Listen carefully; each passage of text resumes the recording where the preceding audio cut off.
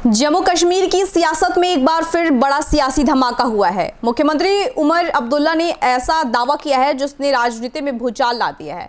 उमर अब्दुल्ला का आरोप है कि उनकी सरकार गिराने के लिए बीजेपी ने उनकी पार्टी के एक विधायक को 30 करोड़ रुपए, मंत्री पद और जम्मू कश्मीर को राज्य का दर्जा दिलाने तक का ऑफर दिया। सवाल ये है कि क्या सत्ता के लिए करोड़ों की डील ऑफर हुई? क्या राज्य का दर्जा भी अब राजनीतिक सौदेबाजी का हिस्सा बन गया है? और इन आरोपों के पीछे कितना सच और कितनी सियासत है, इन सारे सवालों के जवाब जानने के लिए देखिए हमारी एक खास रिपोर्ट। नमस्कार, मैं हूं आपके साथ प्रिया शर्मा और आप देख रहे हैं इंडिया डेली लाइव का डिजिटल प्लेटफॉर्म।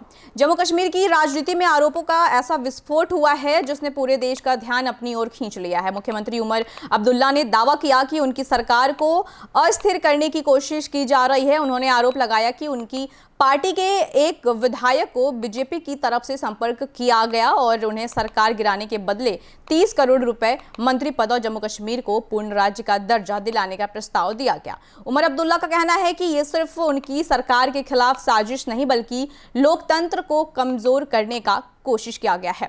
उमर अब्दुल्ला ने कहा कि अगर किसी को लगता है कि पैसे और पद का लालच देकर सरकारें गिराई जा सकती हैं तो ये लोकतांत्रिक मूल्यों के खिलाफ है। उन्होंने ये भी दावा किया कि जिस विधायक से संपर्क किया गया उसने पूरी जानकारी पार्टी नेतृत्व को दी और कथित प्रस्ताव को ठुकरा दिया। मुख्यमंत्री ने सवाल उठाया कि अगर राज्य का दर्जा केंद्र सरकार के हाथ में है तो क्या उसे भी अब राजनीतिक सौदेबाजी का हिस्सा बनाया जा रहा है? हालांकि बीजेपी ने इस आरोपों को पूरी तरह खारिज कर दिया है।